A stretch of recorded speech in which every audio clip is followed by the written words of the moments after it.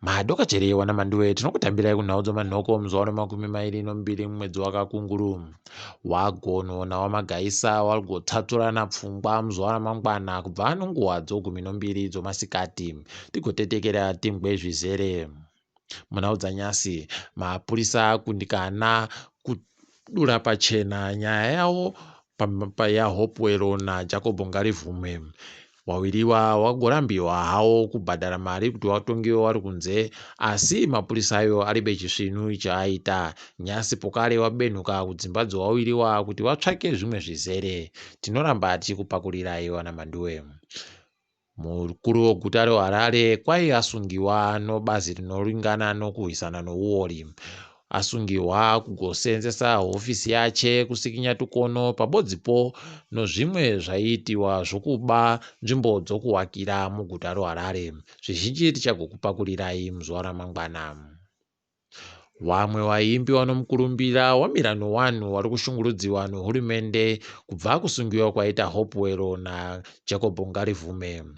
Waimbiwa vanoti Wingidi pabodzipo naJapureza wabva wagozoreketa kuti vanozvidaba zviri kuitiwa nehurumende nokuti munhu wese ano kodzero sedziri mubumbiro romutemo. Tinoti pamberi nawo.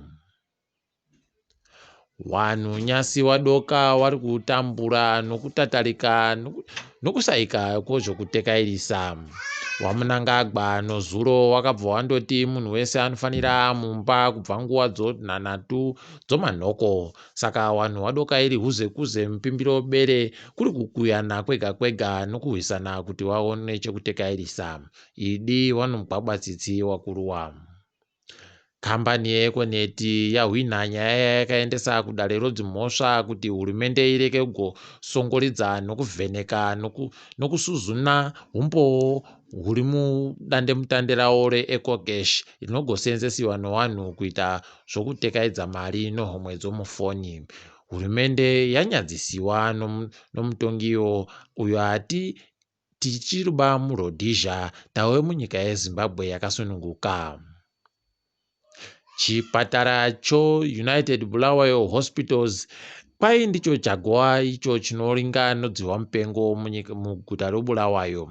Kwai chipatara chomupiro chigoitawo zvokurapa zvimwe zvirwere zvese.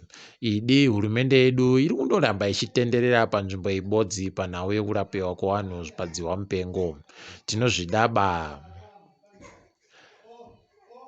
Dzihwa mupengo munyika rakwira zvikuru kuenda kupfuura zviuru 2 zvowanhu wabatiwa naro. Nyasi wegani kwanzi nehurumende kwabatiwa wanhu 214. Idi zvichengetedzei wana Mhanduwe, chirwerechi chisvinu. Toringadzo pasi rese. Zambia yabweka panyaya yechikwereti chayo kuChina. Yatogokumbira kuti China yo ivangwire tsitsi kuwarekerera kuti wareke kubhadhara chikwereti cho. Izvi wati zvanyanya konzerwa nonyaya yedzihwa mupengo rauraya upfumi hwavo. Idi dai China yo yachirega kukuba munhare repasi. Nyika yawaTrump yeUnited States of America kwai yapika kamwe kamuzinda kadiki konyika yoChina kari muHouston. China yati yareketa panyaya iyi, asi wari kurongawo zvekwawo kuti wagoitawo zvibodzizvo. Idi hwendo huno heno. South Africa yati wese wane marezinesi okuchaira nowane marezinesi odzimotokari akapera wagoseenzesa hawo migwagwa kusvikira mumwedzi waMbudzi.